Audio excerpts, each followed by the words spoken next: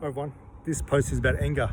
I'm an angry person, it's one of my things, and I'm okay to say that. Anger has a bad rap, and because it's the danger associated with it. It's only one D away from danger. The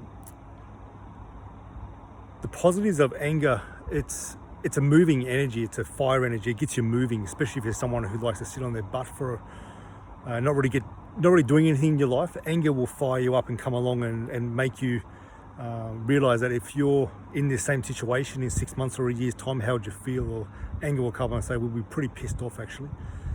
If we keep putting up with this situation right now, the anger will come up and go, no, that really pisses me off to think that I've got to stay in that situation like that. So it'll move you into another place. At the heart of it, anger is just energy. It's a lot of energy. It's almost too much to contain sometimes. That's why people lash out and stuff like that. So it's a creative energy. So you use anger used in a constructive way doesn't look angry. So that's the biggest misconception, is like, I use my anger well.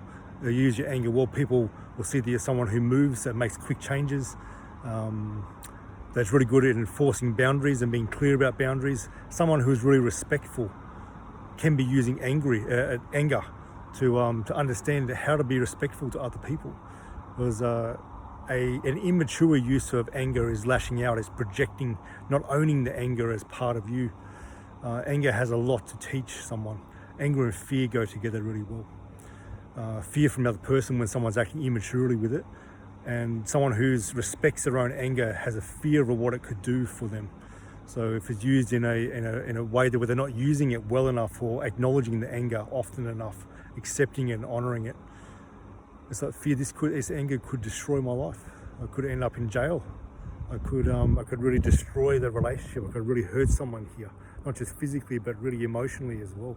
There's like there's a tenderness that can come from anger. It's because you really respect its power.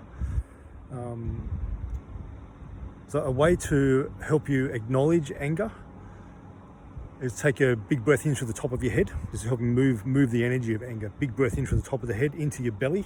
So you're not going up to here, you're breathing into the belly. Then out through your feet. 3 anchor breaths. So it just oxygenates your system and gets the body primed to move something. So 3 breaths in through the top of the head to the belly, out through the feet. Then you're just acknowledging to yourself what you feel right now. I feel really angry right now. I accept this anger as a part of me, and that's okay. And we just breathe through the system. 3 more breaths. Just holding space for that anger, letting it be there. We're not trying to push it away, not trying to lash out. I'm going to sit with this anger. I'm not going to run away from it anymore. I sit with it and I own it. And then we can start to unlock it. And it may give you some keys. It's like, okay, anger, what are you trying to tell me? What do you have to say? What's the lesson here? And if someone has triggered your anger, you can ask yourself, why am I angry? Why did that person trigger me? I feel like that person was trying to take something from me. So you maybe feel that person trying to cheat you in some way. That anger has a big role. You didn't have to think about it. Your own body made the response. I feel like I'm being cheated here. So you go, okay, thank you, anger.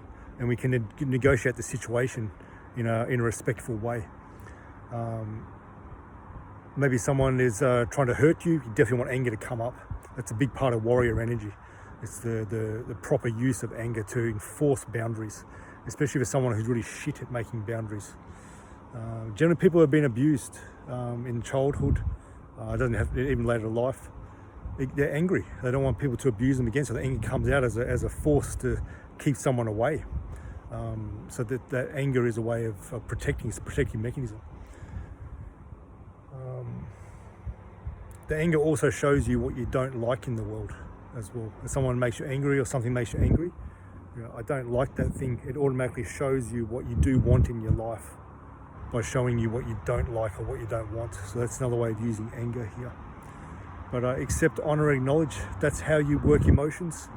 We don't try to fix emotions. We integrate emotions into the system and find the gold inside of them.